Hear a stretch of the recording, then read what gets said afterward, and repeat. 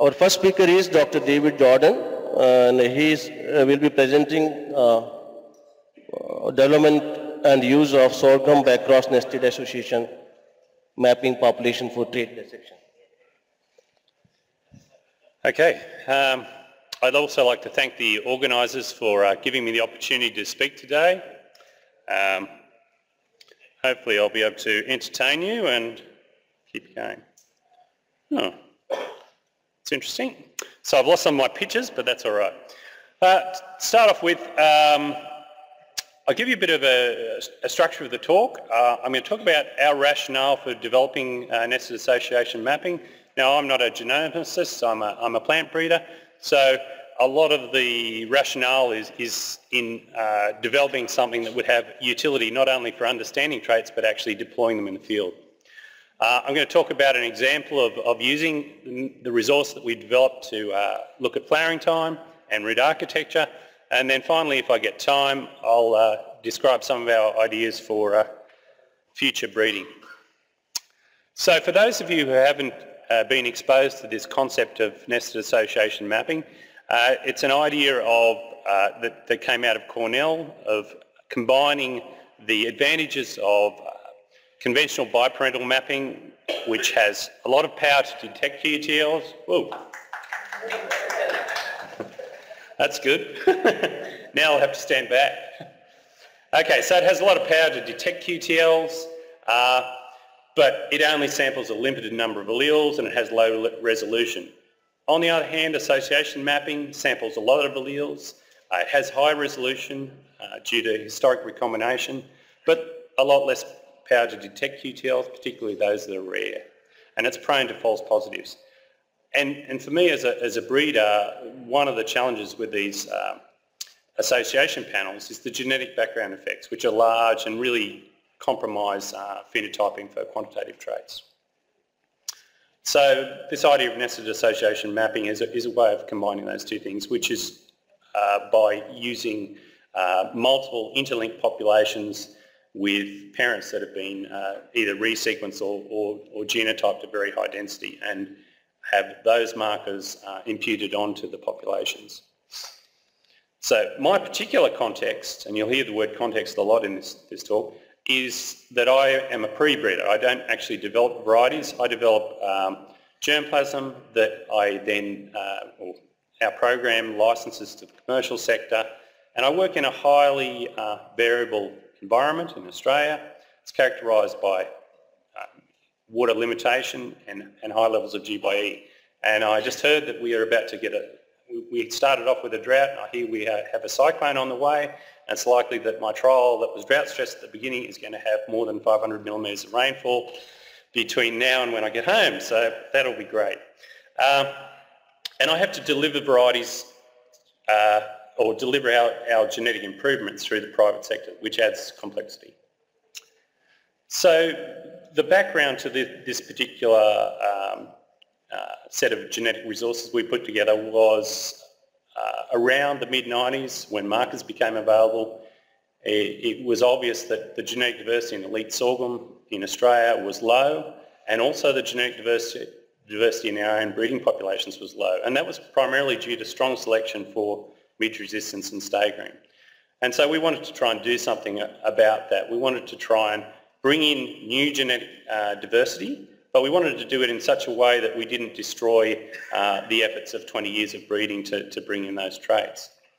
At that time, we knew that markers were on the way, and we wanted to develop resources that we could use to detect quantitative traits in a cost-effective way, because the then paradigm of using real populations was just not going to be effective for what we wanted to do.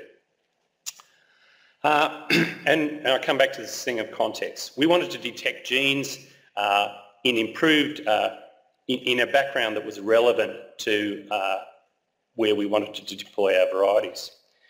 So this idea of context dependency is something that comes up a lot when you work with quantitative traits, particularly in variable environments. So there's no actual absolute relative merit of genes or traits or even genotypes. The value of the gene or the genotype depends on the context in which it's deployed. So the genetic background, the environment, or the management. And these context dependencies occur at all scales, and they generate the major challenges that crop improvement programs face. If we had simple systems, then breeding would be easy. So things like epistasis, heterosis, and GBE. So in Australia in particular, because of our highly variable environment, there's just too much complexity. So it's important that we only bite off as much genetic variability or complexity as we could chew. So this gives you a bit of an idea, and this is some simulated data from one of our breeding locations. So using the environment from a breeding location and simulating the effect of genetic changes in tillering and flowering time. And what you can see on, I can press the button on this thing. Okay, so what you see, we've got flowering time here and a range of different levels of tillering. And if you have varieties that have early maturity, genes that increase tillering are actually favourable, but in the same trial, if you've got late maturity, then genes for tillering are unfavourable. And that's the sort of complexity that you're dealing with in a single trial. You take that to multiple trials and it becomes a very challenging situation to say, should I select for tillering or not? And the reality is you're trying to select for the right combination of tillering and flowering to give you the optimal water use. Again, this idea of context. We want to test grain yield in a commercial agricultural situation where we can harvest with mechanical harvesters. And in sorghum, typical sorghum varieties, land races are 2, 3, up to 5 metres tall, photoperiod sensitive. So whatever we did about trying to capture that diversity, we had to remove those large effect genes. So this is what we came up with. It was a strategy that was devised to produce material that could be used in breeding directly without the use of molecular markers, but also potentially used for QTL analysis. At the time that we designed it, which was before the idea of NAM came along, but it is really a type of NAM, and it involves a reference design with a single elite parent. We took this elite parent, which is, and we crossed it to an exotic line, produced an F1, and then produced a very large backcross 1F1 population that we then selected for height and maturity, so that we produced lines that were 75% approximately the adapted parent, but contained genetic diversity from the exotic line, and we could test them in our trials. So that was for a single subpopulation. We repeated this by multiple subpopulations, and each year we'd produce another 20 populations approximately and test populations. So it was a continual pipeline. And this is what it would look like. So you have a range of lines that have fragments of exotic in there, but in a background where you can measure yield or quantitative traits. So why backcross? The idea of backcrossing is particularly to make sure that we could get enough plants that had the right characteristics that we wanted, so we had to remove those large effect flowering time genes. It simplifies the genetics. You don't have to worry about exotic by exotic epistasis, which is variation that is potentially not very useful to you. And should we want to really get down to particular genes, it's relatively easy to generate isolines. This is the effect of this graph shows what our selection had done, and each of these boxes represents a population. The line down the middle is the performance of the recurrent parent hybrid. Everything was tested in hybrid combination, and you can see the range of flowering time in most populations was between 95 to 120 centimetres, even though the recurrent parents might have been 2 or 3 metres tall. But we could test them for yield, and that was important. Here's an example of what it looked like in the field. This is one of the most diverse crosses we made between sorghum rundinacea, or it should be sorghum verticilliflorum. That's what the F1 looked like. If you were to self that and produce progeny, they would be not useful for measuring yield. And this is what a backcross progeny looked like after selection. So we still had quite a bit of surprising amount of genetics from this, but we had a background where we could measure yield. So how do we choose these germplasm lines for the exotics? We used a range of strategies: visual phenotypic diversity, extremes from physiological studies, elite lines from other programs, geographic diversity, racial diversity, fertile wild species. A whole range of different strategies, and in the latter days, molecular markers as well. Here's a PCA of the Semi-Arid core collection of sorghum, which is meant to capture the diversity of the crop. The red dots represent the exotic parents of predominantly our exotic parents of our NAM, and you can see we've done a reasonably good job of covering the diversity of the crop. So now we've got material that is in an adapted background where you can actually measure it, but it has genetic integrations from a range of diverse lines.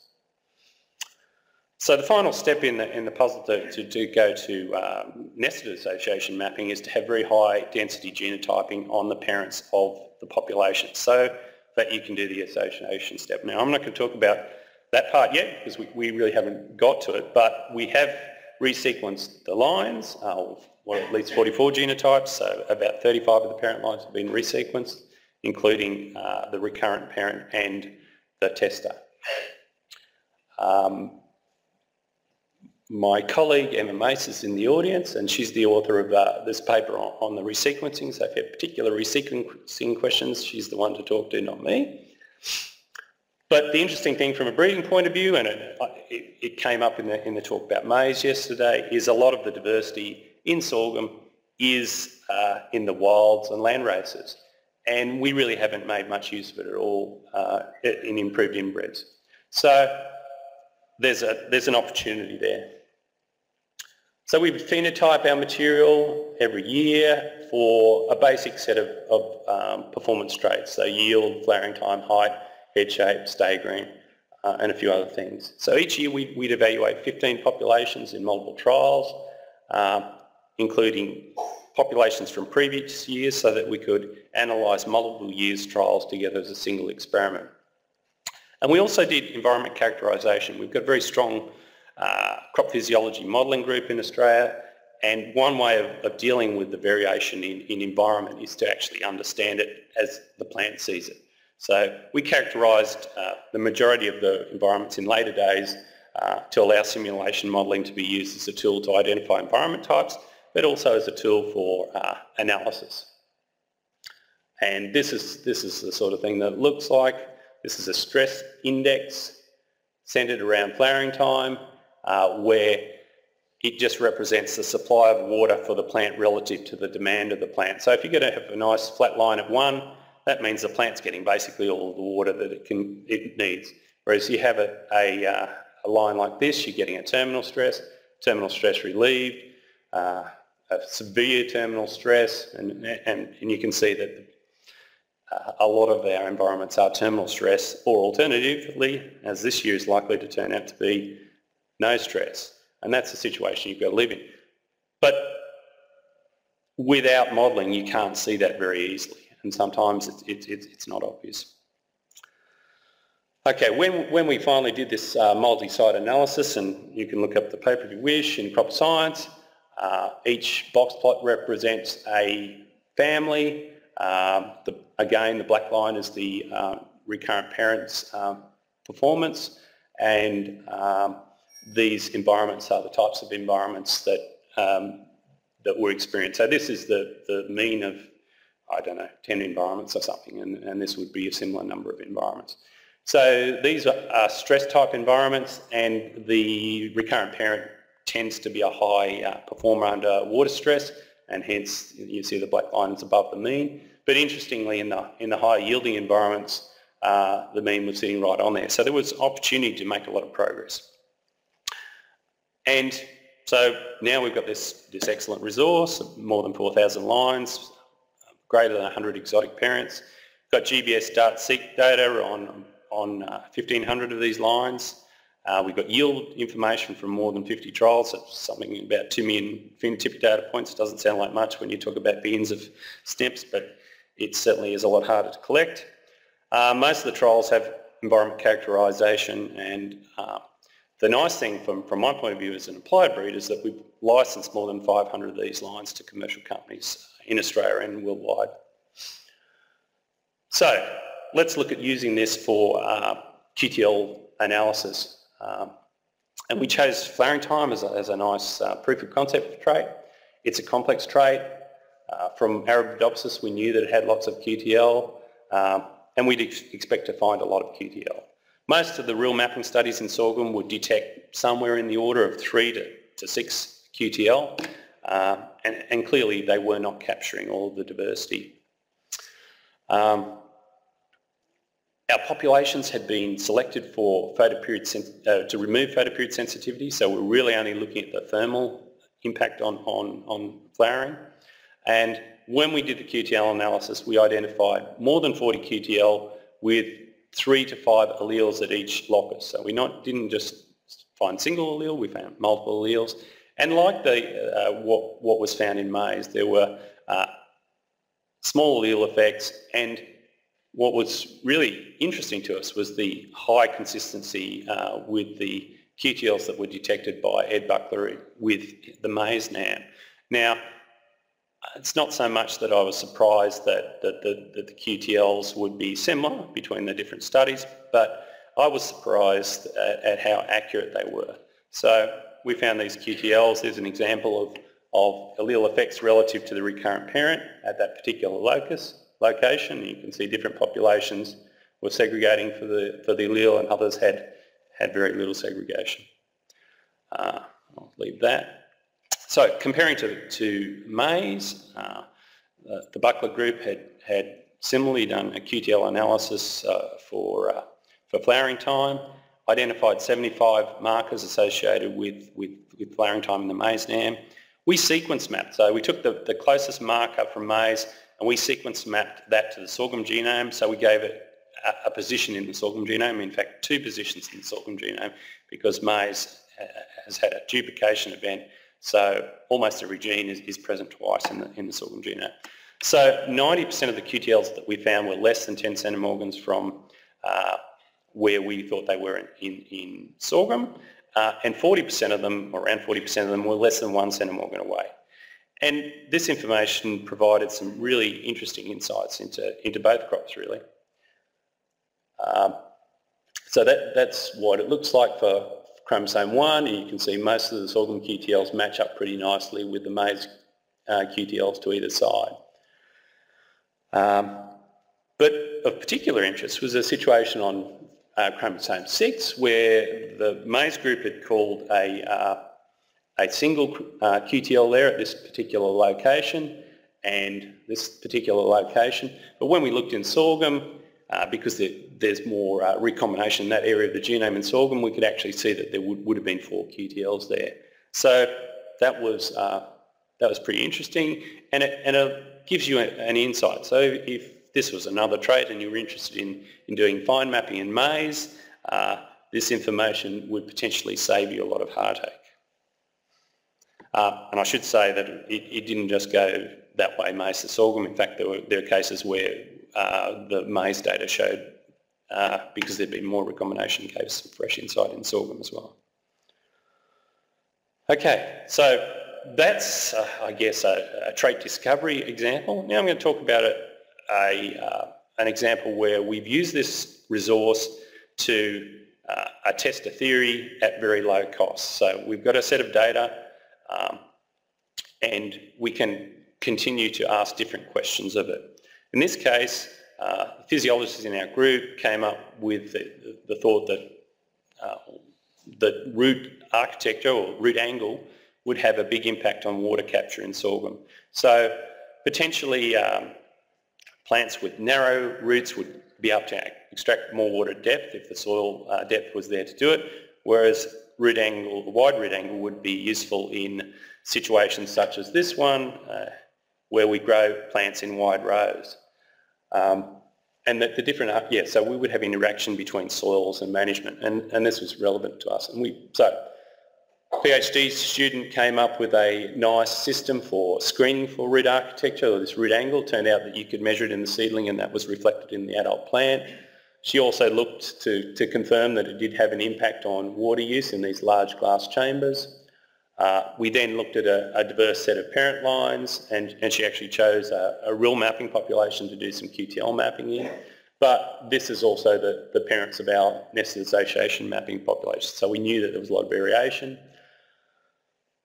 She did a standard QTL analysis, which was all really good, but we were able to then interrogate our NAM data, identify the allelic state of genotypes in the NAM population with pre-existing performance data, and find whether those regions of the genome were associated with variation in grain yield. And what we found was that was in fact the case, that they were associated with variation in grain yield. And in the majority of cases, because most of our soils are relatively deep, we found that narrow root angle was associated with increased yield. It was also associated with this secondary trait that we select for called stay green, which is a drought adaptation trait. So that gave us enough confidence to embark on a full trait discovery work on the NAM, so that we're currently doing that at this present moment. So I guess what I'd say in finishing there is that the NAM is, in our hands at least, has proven to be a really powerful tool for understanding the genetic variation in complex traits. Having good data curation and being able to go back and ask different questions of the data has proven to generate some huge efficiencies for us. And so this NAM system has become really the template for a lot of our trait research, and it gives a really nice linkage between the physiologists, molecular biologists and breeders. So if anyone's interested in a particular trait, we say to them, well, or a gene, for example, we can give them a pretty quick answer as to whether it's likely to, or variation in that gene is likely to have an impact. But we could potentially go further because we have the simulation modelling data, which we're finding is really good at giving us insight into what's happening with complex traits. So this is, I guess, a drawing that describes the sort of way that we try to conduct research within our group. We have a physiology modelling group that does environment characterization, trait dissection, produces screening methods, comes up with potential traits. We test them in silico using a modelling framework, or alternatively we test them in using the historic data, and once we have things that we're particularly interested in, we'd actually advance that to real evaluation phase. And all the time, material from that NAM population is cycling into our main breeding activity, and that hopefully delivers traits and trait information to the commercial sector. So I think I'm just about at the end of my time, but not quite. I can probably venture into the last little bit that I guess is how would you use this information? I think the danger is if we use something like the NAM to understand traits, we end up with large numbers of QTLs. You end up with a challenge of deployment. How do you introgress those QTLs into a single genotype? Is it even sensible to do? All those sorts of questions. So one of the areas that the group in Australia is looking at is an end game of crop modelling meeting genomic selection. So in a variable water limited environment, you imagine those blue dots are a training population varying, this is a trivial example, but varying for flowering time. Your genomic selection model is going to pick up a signal there, and we know that in sorghum we can rapidly change flowering time. And so a couple of generations of, black box genomic selection would end up putting you in an unadapted space. And this is something that breeders in Australia have seen a lot, because we have these series of dry years and wet years, and at think one of the breeders, maybe Paul Fox, came up with this description of the yo-yo effect. So you breed in the wet years and deploy into the dry years and not going anywhere fast. So I already explained the complexity, so this is simulated data. This is what the real data for that trial looked like. So the points there represent real genotypes that were measured in that trial. And you can see that some of the variation in yield would be captured by this variation in flowering time and tillering, which we knew existed previously. So I talked about environment characterization earlier. Here I've colour-coded the different environment types. Each line, and you don't need to look at each line, but each line represents a year at this particular location at Billawheeler, and looking at how these simulated genotypes would experience the environment. So depending on the year and the genetics of the particular genotype, so if it was early low tillering, late high tillering, it experienced a completely different environment type. So each genotype is creating its own environment type. So when we're comparing genotypes in this trial, you're not necessarily comparing, as we'd say, apples with apples. And it would be really good to look at a way of adjusting for that. So I guess where we're heading with water capture is this concept of water capture plus water use, interacting with the management environment explains a lot of genetic variation. And we actually understand that pretty well, and now we can model it. We can also get to the architecture of those traits reasonably comfortably, I believe. I think it wouldn't be too difficult to set up a gene-based prediction system that was pretty good for flowering time and root architecture. We can also identify through simulation optimal combinations of G by M using either historical climate data or potentially future climate data, and reconstruct those genotypes relatively easy through selection. So I believe that something like genomic selection system will be much more effective if it's pointed at variation that's left over from once these main elements that we have to deal with in our dry environments are removed. So the bit that we don't really understand well, the efficiency traits, so basically efficiency and variation that is not covered by those main things, gives us a potential to greatly improve selection intensity. So with that final statement, I'd go to acknowledgements. There are a large number of people involved in these activities through the breeding program. Here are some of them. I guess probably Graham, Emma, Colleen and Scott are key in terms of the NAM and the modelling, and also a lot of the trait work's been done by Eric Vijay. Thank you. Thanks, David. Now the talk is open for questions, discussion. I think we can take 2 to 3 questions. Please.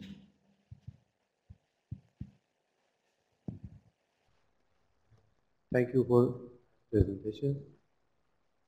You have mentioned listed association mapping has advantage and take advantage of QTIL mapping and association mapping. Yeah. My question is that does it have any disadvantage comparing to QTIL mapping and association mapping itself? I guess there's a cost element to it. You need to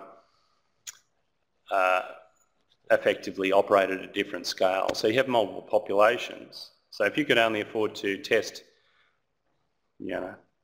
4,000, well, 100 genotypes, then it really doesn't matter. You would be better off to use a real population than trying to do subpopulations. But if you're a breeder and you want to understand the genetic diversity that's out there, my preference would be to have many small populations rather than one large population where I could detect QTL. So there are trade-offs, but I think in terms of utility, both for breeding and understanding of traits, it's probably about the best thing that we've got, particularly for the more complex traits. Simple traits, association mapping with a large panel would be, diverse panel would be good, but complex traits, not so much. Any other question? Yes, please. somehow similar to the same question. My point is about what is the difference between this NAM as well as magic, where we can go. So what's the kind of advantage, or for example, if you think about the quantitative genetics way, so which one do you think? I guess the difference between NAM and magic. So magic I guess is somewhat intermediate between this and I think next speaker is going to talk about it. But it still only captures a relatively small number of genotypes. So you're investing a large amount of resources in the genes that are present in 8 parents. Okay. From my point of view, that could be really useful for understanding particular traits if you've selected those parents well. But something like NAM provides an ideal platform to continue into the future, I guess. I mean, it's not to say that the two are incompatible, but what we've found is that we used it initially to bring in genetic diversity, we're using it to study nitrogen use efficiency, we're using it to study flowering time, there's a whole range of things, and it's really, it just captures a more diversity, and I guess it depends on your interest in diversity relative to power. So I think we can go for pre-breeding. I think NAM is the better option in my opinion. I don't know if it's right or wrong. So then second is, sorry, I don't know if I can, the flowering time, that's what. So now you are working for this flowering time. So what kind of target you are going on? Like early flowering. Of course, just early flowering may not be the right option. So flowering time. So what was it? Flowering time. Yeah. So I'm just wondering what kind of target you are looking for. What type of plant? I think we can you can discuss these questions in tea time or lunch time. You already have lead. Right. Thank you, David. Please join me to thank David for your